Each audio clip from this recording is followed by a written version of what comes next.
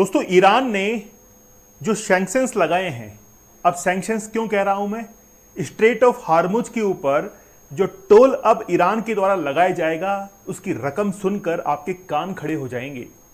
मतलब एक नई शिपिंग इंडस्ट्री डाली जा सकती है उन पैसों से, जितना तो केवल और केवल उस स्ट्रेट ऑफ हार्मुज से गुजरने के लिए पैसा देना पड़ेगा, और इस पैसे को डिवाइड किया जाएगा ईरान और यमन के बीच में। बड़ा सरप्राइजिंग है। मेरे पीछे एक इमेज आप देख रहे हैं, फोटो आप देख रहे हैं, बताइए क्या आपको दिखाई पड़ता है इस इमेज के अंदर? क्या आपको दिखाई पड़ रहा है? इस इमेज के अंदर यह दिखाई दे रहा है कि एक हेलीकॉप्टर से नजर रखी जा रही है शिप्स के ऊपर, और ये शिप जो है वो किसके हैं? पता नहीं किसके हैं। ये हेलीकॉप्टर किसका है? पता है किसके हैं। किसके हैं? अमेरिका के हैं, यूएसए के। यूएसए के 37 हेलीकॉप्टर्स लगातार निगरानी कर रहे हैं, उड़ रहे हैं स्ट्रेट ऑफ हार्मुज के ऊपर, ताकि वहां से कोई जहाज निकले और ईरान अटैक ना कर दे। इसलिए वहां से शिप जो है वो गुजर रहे हैं। आज का लेक्चर बड़ा इंटरेस्टिंग होने वाला है, आप लोग बड़ा आसानी से और आराम से ध्यान से समझिएगा। ईरान ने रिसेंटली प्लान किया है कि new strait of Hormuz toll system want some foreign vessels, मतलब कि कुछ रेस्ट्रिक्शंस फेस करनी पड़ सकती हैं, और एक फीस जो है वो सिस्टम लगा दिया गया है। कितना होगा? कितना होगा आप सोचकर जो है सुनकर बड़ा ताज्जुब करेंगे कि इतनी फीस, और वो भी ईरान वसूल करेगा। आप सोच के देखिए, एक अकेले देश ने पूरे विश्व की इकोनॉमी को हरा कर रख दिया है। आप सोचिए के देखिए कि भारत जैसे कंट्रीज ने अपने नियमों में बदलाव कर दिया है। यहां तक कि पेट्रोल के तो दाम बढ़ रहे थे, फ्यूल के, सोने पर प्रतिबंध लगा दिया गया। आप सोच सकते हैं कि एक देश कितना पावरफुल है, ऐसी कौन सी नब्ज दबा रखी है कि पूरे विश्व को जो है एक तरफ कर दिया। ठीक है, चलिए तो बड़ा विस्तार से बात करेंगे। दोस्तों तैयार हो जाइए। 23 मई से ऐसे कैंडिडेट्स जिनको लगता है कि हमारे विल पावर बहुत गजब है, कल को हमारे जीवन के अंदर कोई भी चुनौती आएगी हम लोग लड़ जाएंगे, ऐसे लोगों की जरूरत है। और अगर आपको मान लीजिए कि पोर्नोग्राफिक एडिक्शन है भी नहीं, फिर भी आपको लगता है कि मेरी विल पावर है, मैं पढ़ाई कर रहा हूं, 50 डेज तक लगातार मैं अपने सिलेबस को कंप्लीट कर सकता हूं, ऐसे तमाम चैलेंजेस आप 50 दिनों के लिए ले सकते हैं। 23 मई से हमारा लाइव कोर्स स्टार्ट हो रहा है, आप लोग जरूर ज्वाइन कीजिएगा। हर दिन लाइव क्लास लगेगी, बिना रुके, बिना किसी हर्डल के, और चैलेंज कंप्लीट करेंगे आप भी और मैं भी। मेरे लिए है आपको सिखाना, और आपके लिए है कि एडिक्शन से बाहर निकल जाना। चलिए शुरुआत करते हैं आज के सेशन की। सबसे पहले देखिए, ईरान ने रिसेंटली एक मैप जारी किया, और मैप जारी करके कुछ ऐसे स्थानों को चिन्हित कर दिया, और यह बताया कि हमारे जो वेसल्स हैं, ईरान के जो वेसल्स हैं, वो अभी कहां पर खड़े हैं अटैक करने के लिए, और कहां कहां हम लोग टोल की वसूली करेंगे। ये तमाम बातें हाल ही में ईरान के द्वारा डिक्लेयर कर दी गई। ठीक है, ईरान के मिनिस्टर जो हैं, उन्होंने रिसेंटली लॉ मेकर मिनिस्टर हैं इब्राहिम अजीजी, उन्होंने कहा कि Iran is preparing to introduce a new mechanism to regulate maritime traffic through the strait of Hormuz. अब यह क्या होगा? नई फीस जो है अप्लाई होने को जा रही है। अब ईरान पैसे कमाएगा और अमेरिका चाइना जाएगा। शी जिनपिंग ने गिफ्ट दिया, उसको गार्बेज के अंदर, कचरे में फेंक दिया। क्यों? क्योंकि चाइना से कोई गिफ्ट लाना वो भी खतरनाक हो सकता है, पता नहीं क्या हो उस गिफ्ट के अंदर। डोनाल्ड ट्रंप ने वहां पर टॉयलेट भी नहीं किया, टॉयलेट किया अपने ही पोर्ट के अंदर किया। सोच के देखिए कितना सेंसिटिव है। वहां पर उनके जो सलाइवा हैं, बाल हैं, कहीं गिर जाए फटाक से उठाया जाता है। जिस समय पुतिन मिलने के लिए गए थे अलास्का के अंदर ट्रंप से, उस समय उनके जितना भी ये सब सिस्टम था, टॉयलेट्स वगैरह थे, ये सब कुछ जो था वो एक पोर्ट के अंदर। अब ऐसा होता क्यों है मैं आपको बताता हूं। एक्चुअली में क्या होता है, जैसे मान लीजिए कि जो आपने यूरिन वगैरह डिस्चार्ज किया, अब उससे क्या होगा, उसका सैंपल या उसकी टेस्टिंग से यह पता किया जा सकता है कि आखिरकार ये इंसान कौन कौन सी मेडिसिन ले रहा है, इसको कौन कौन सी बीमारियां हैं, और अभी जो है इसका शरीर कैसा है। समझ रहे हैं आप? तो ये सारी रिपोर्ट जो है वो बनाई जा सकती है, डीएनए वगैरह। देखिए ओसामा बिन लादेन जो मरा था, उसका डीएनए किसके पास में था? अमेरिका के पास में। इतना सेंसिटिव इंफॉर्मेशन होती हैं। ठीक है, तो रिसेंटली अनाउंस कर दिया गया।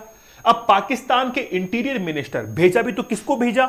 इंटीरियर। कहां पर? ईरान के अंदर। इंटीरियर मिनिस्टर को भेज दिया कि जाओ ईरान से बात करके आओ कि हम लोग यूएसए और ईरान के बीच में वापस से एक और मध्यस्थता करना चाहते हैं। पहले तो हम फेल हो गए, लेकिन वापस से हम लोग क्या करना चाहते हैं, मध्यस्थता करना चाहते हैं, जिनका नाम है मोहसिन नकवी।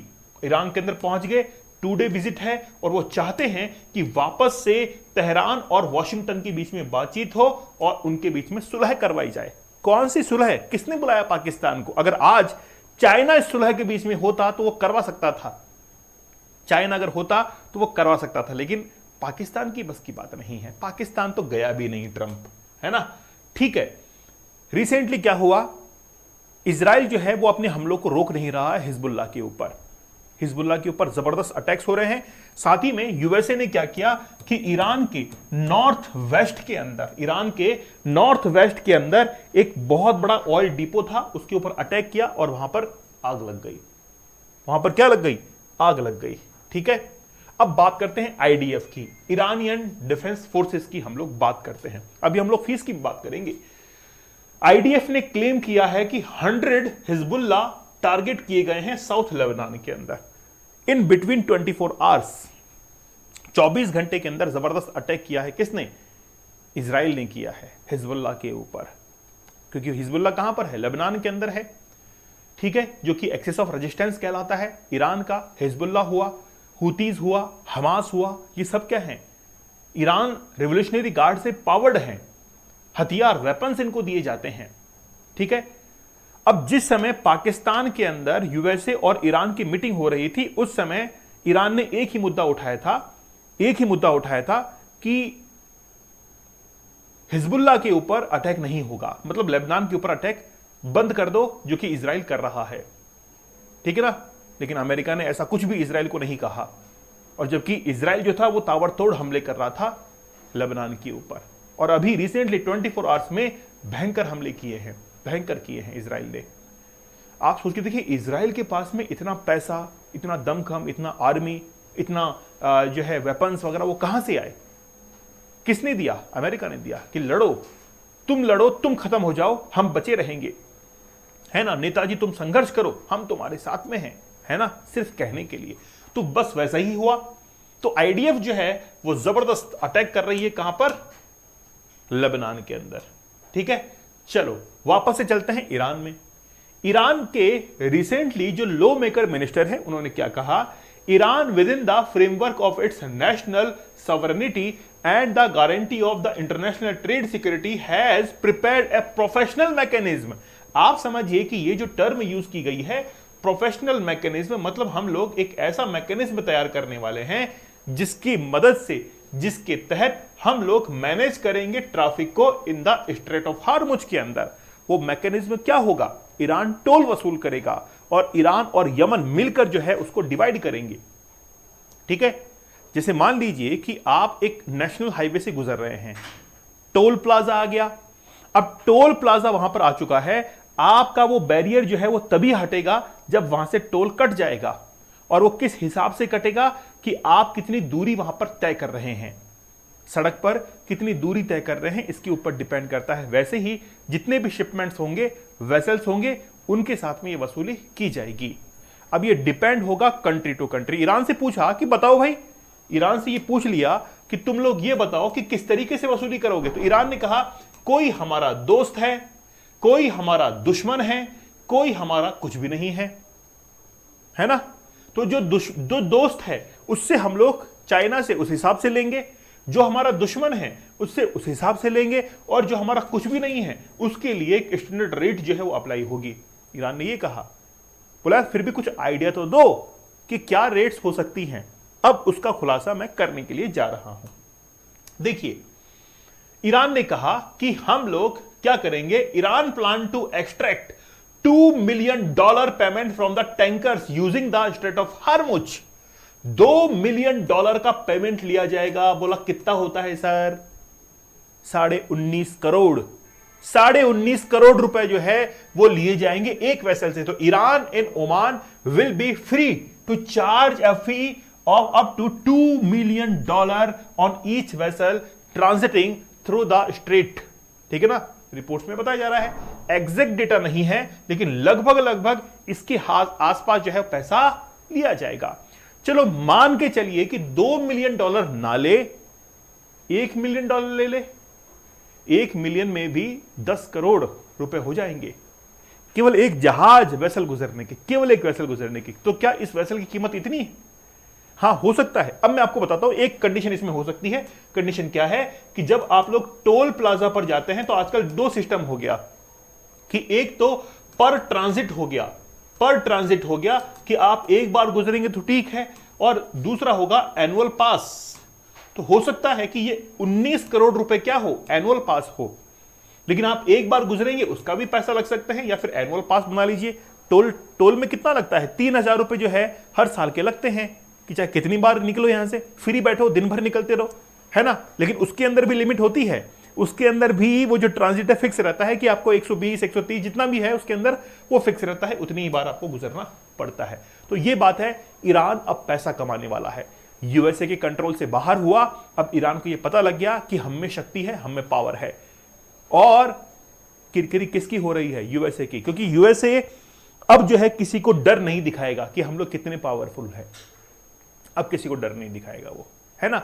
और ईरान से यह भी सीखने को मिला है कि हमेशा अपनी स्थिति इतनी मजबूत कर लो, इस जगह पर जाकर बैठ जाओ ताकि किसी की भी नस जो है दबाई जा सके। ईरान से यह सीखने को मिला, डरने की आवश्यकता नहीं है, कोई कितना भी शक्तिशाली क्यों ना हो, खुद के अंदर जो है पावर होनी चाहिए।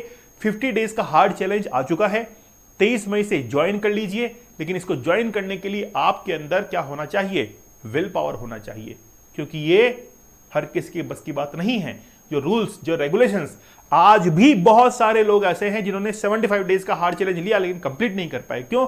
विल पावर नहीं थी जीतने की, मतलब जीत नहीं पा रहे थे वो। और आज क्या है रिजल्ट, कुछ भी नहीं कर रहे हैं। जबकि बहुत सारे लोग ऐसे थे जिन्होंने 75 डेज का हार्ड चैलेंज कंप्लीट किया, एग्जाम को क्रैक किया, बिजनेस को क्रैक किया, जॉब क्रैक की, है ना। तो 23 मई से शुरू हो जाइए आप लोग। अब जो है बोरिया बिस्तर तैयार कर लीजिए अगले 50 दिन मेरे साथ लाइव सेशंस लेने के लिए, ठीक है। इससे पहले 75 डेज का हार्ड चैलेंज और 100 डेज का हार्ड चैलेंज जो है मैंने लॉन्च किया हुआ है। तो मतलब मैंने तो अपने आप को प्रूफ किया हुआ है, अब प्रूफ करने की बारी आपकी है।